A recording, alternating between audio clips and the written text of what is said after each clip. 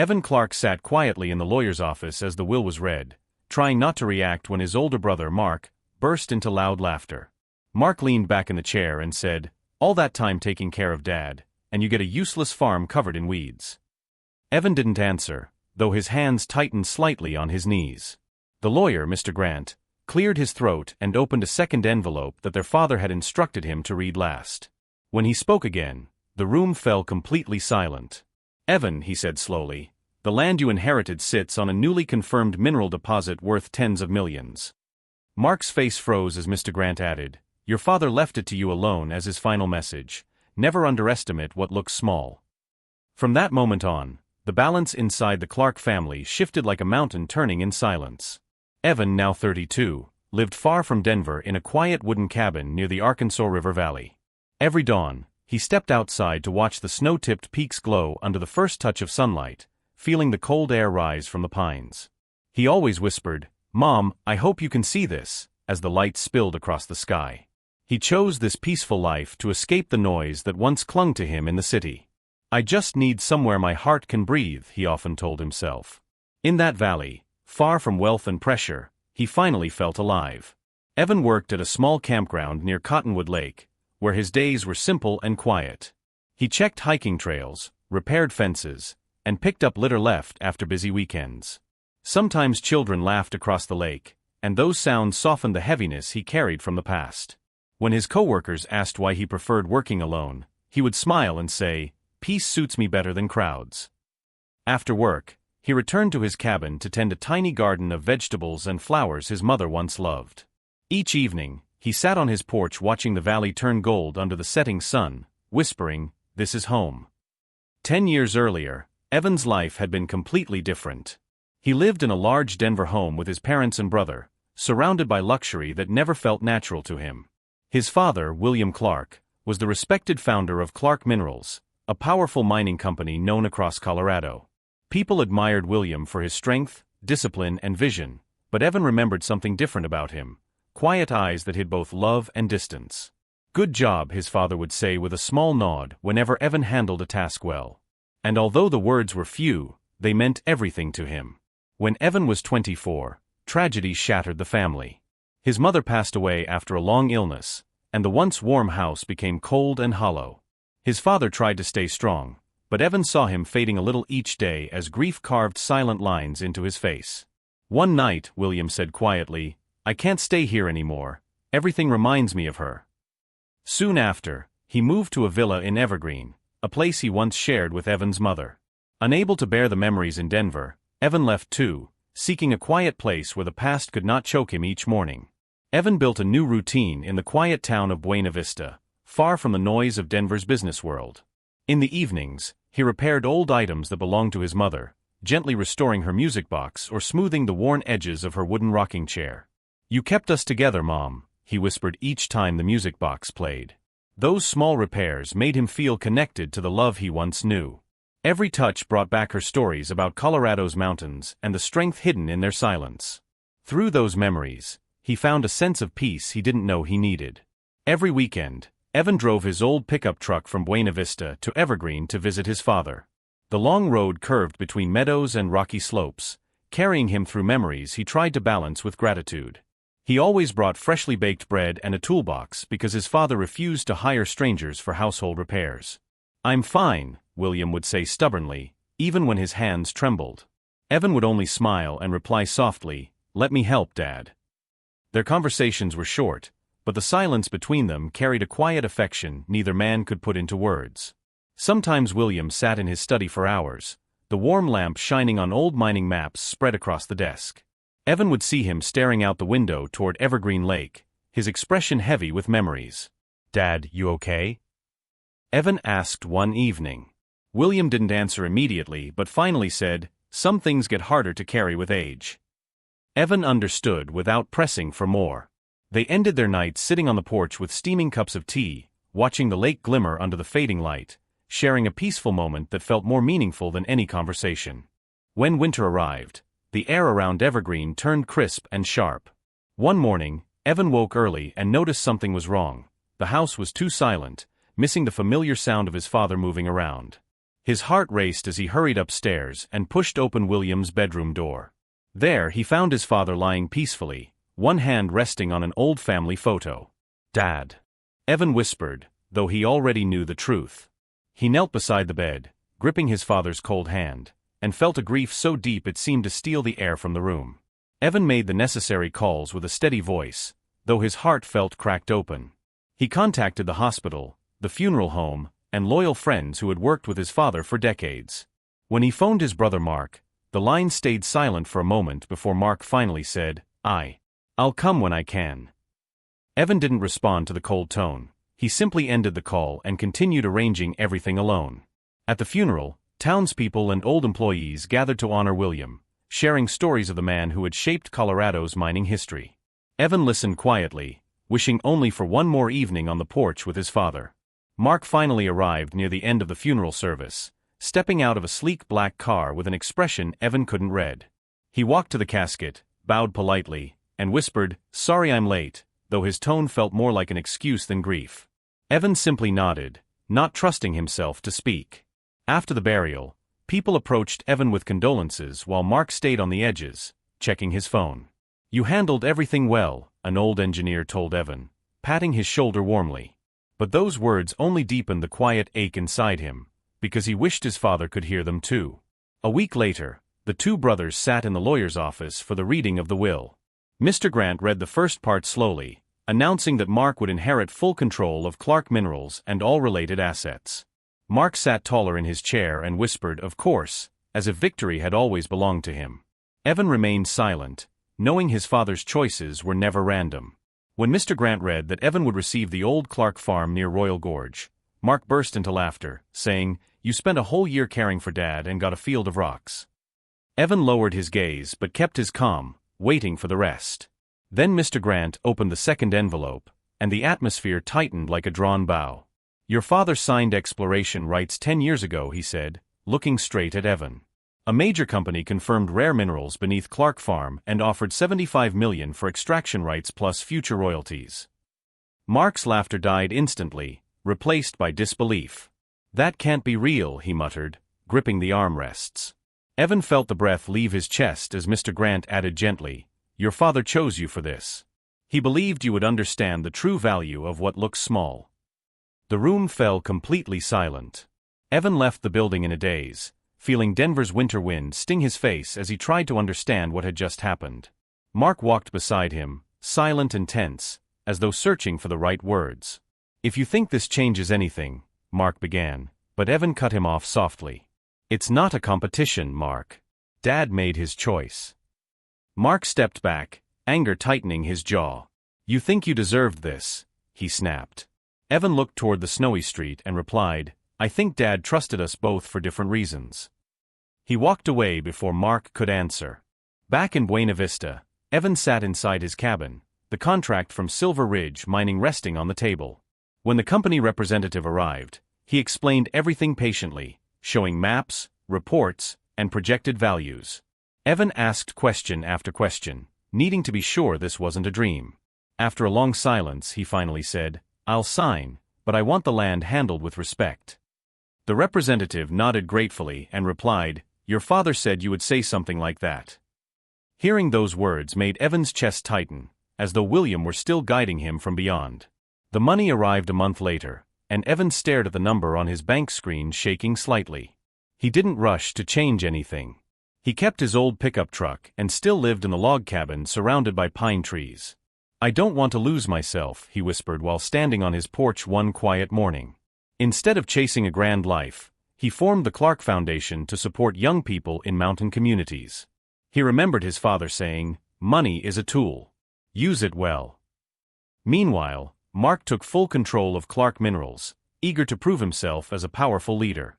He restructured departments, replaced experienced staff with younger, more aggressive hires, and announced bold expansion plans. "We're going global," he told investors proudly during a press conference. But Evan heard troubling whispers, delays in mining permits, rushed decisions, and growing frustration among old employees. When an engineer called Evan privately and said, "Your father would never run things this way," Evan's heart sank.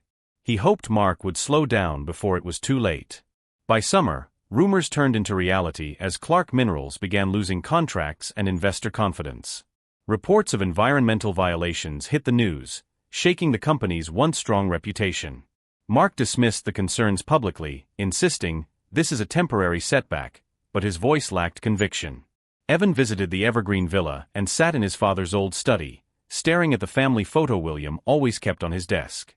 "What would you want me to do, Dad?" he whispered. The house felt painfully silent, but the weight of responsibility pressed heavily on Evan's heart. The breaking point came when Evan received a call from an exhausted engineer who had worked under William for years. "Evan, the company is falling apart. If something isn't done soon, hundreds of employees will lose their jobs." Evan closed his eyes, feeling the same ache he had felt during his father's final days. He knew he couldn't stand by and watch William's life's work crumble. That evening, Mark appeared unannounced at Evan's cabin, his suit wrinkled, his eyes hollow. He sat down heavily and whispered, "I can't fix this alone. I need your help, Evan. Please." Evan stared at him for a long moment, torn between old wounds and the memory of the father they both loved. "I'll help," he said finally, "but not for you. For Dad, and for the people depending on this company." Mark nodded, though shame flickered across his face. Evan continued, "I need full access to the financial records and complete transparency." Mark swallowed hard and replied, "You'll have it." Evan didn't smile. Instead, he felt the first shift in a new journey, one he didn't seek, but one he could no longer avoid. It was the beginning of a path that would soon bring the brothers to a turning point neither expected. A week later, Evan drove to Denver with a small team of accountants he trusted. When he entered the headquarters of Clark Minerals, the staff fell silent, surprised to see him after so many years. Mark guided him into their father's old office and tried to sound confident as he said, "Everything you need is in these files." Evan opened the first binder and instantly felt a heavy weight settle over him. "Mark, this is worse than I expected," he murmured, flipping through pages of reckless spending and failing contracts. Mark lowered his gaze and whispered, "I know. That's why I called you." For days, Evan studied financial reports until his eyes burned with exhaustion. He stayed late in the office, surrounded by piles of documents and glowing computer screens. Staff members walked by and whispered, "That's Mr. Williams' younger son, the quiet one." Evan ignored the attention and focused on building a rescue plan. One evening he told Mark, "We can still save this, but we must change everything: leadership, spending, contracts, all of it." Mark hesitated before replying, "If it brings the company back to life, I'll follow your lead."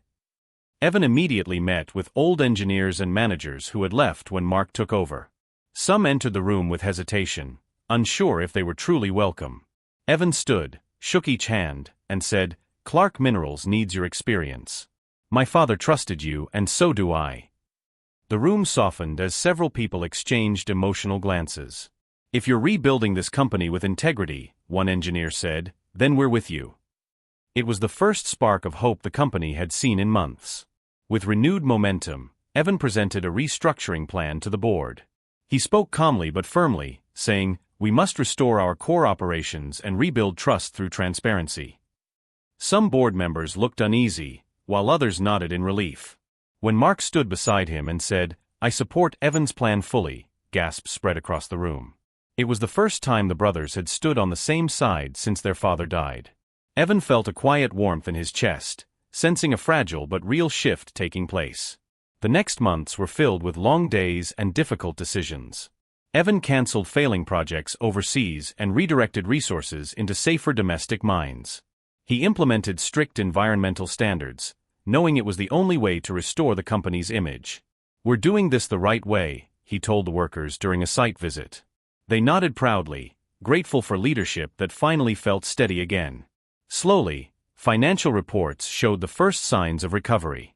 As the company improved, investors who had once abandoned Clark Minerals returned with cautious interest. Banks offered new partnerships and local governments praised the company's environmental reforms. Mark began appearing more relaxed, even smiling at times when progress reports arrived. One afternoon he said quietly, "Evan, I never realized leadership required this much patience." Evan replied with a small smile, "Dad tried to teach us that for years."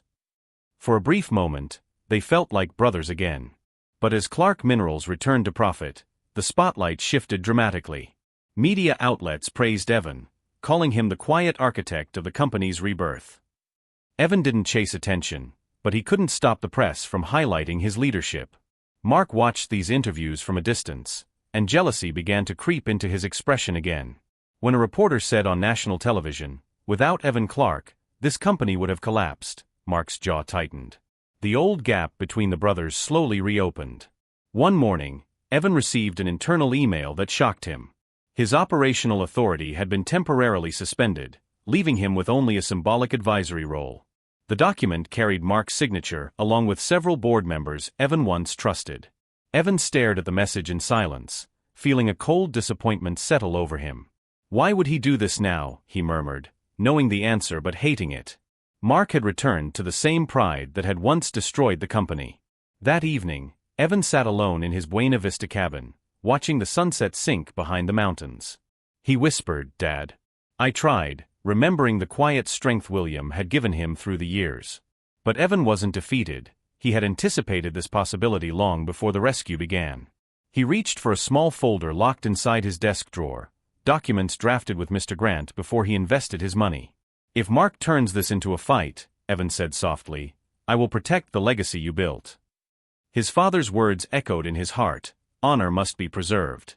When the shareholder meeting was announced, Evan knew it was his brother's attempt to remove him completely. The room filled with investors, board members, and employees who whispered nervously behind their hands. Mark stood at the podium and said, "It is time for unified leadership," glancing directly at Evan. Evan rose slowly and nodded to Mr. Grant, who stepped forward with the prepared documents. In a calm voice, Evan revealed the trust agreements and special share clauses that granted him controlling interest once the company reached profitability again. Gasps spread across the room as Mark's eyes widened with disbelief. Mark tried to argue, stepping forward with panic in his voice. "This isn't right, Evan. You're twisting Dad's wishes." But Evan stayed calm, replying, "Dad trusted us differently. He gave you the company first because he believed you could lead, if you learned humility."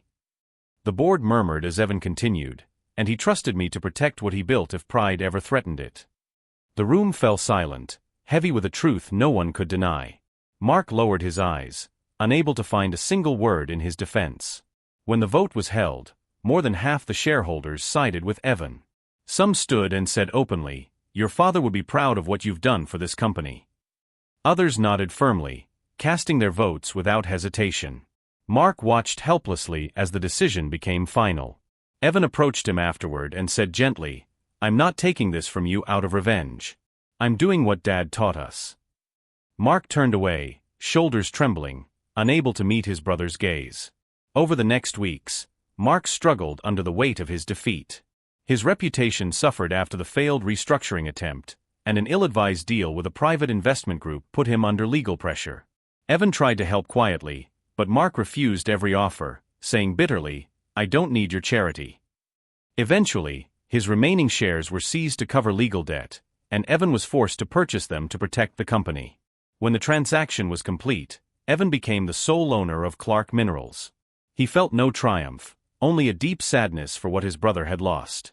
Determined to honor his father's values, Evan expanded the Clark Foundation and created new programs for mining families struggling in mountain communities. At Clark Minerals, he established strict safety standards and partnered with environmental groups, something his father had always wanted but never had time to implement. "We build with integrity," Evan told his employees during a company assembly. They applauded, proud to follow a leader who valued people over profit. Gradually, the company became known not just for minerals, but for responsibility and compassion. It was the legacy William Clark had dreamed of. At Clark Farm, now renamed the Clark Reserve, Evan developed hiking trails, educational centers, and conservation areas for local wildlife. Young visitors touched the soil and learned how minerals formed beneath their feet. "Your father changed the industry," a teacher once told Evan. "And you're changing the land he loved." Evan smiled softly, touched by the words. In that moment, he realized the farm was never meant to be just an inheritance. It was a bridge between the past and the future. Meanwhile, Mark moved to a small coastal town in Oregon, far from the world of finance. He lived quietly in a rented house near the water, doing small consulting jobs to get by.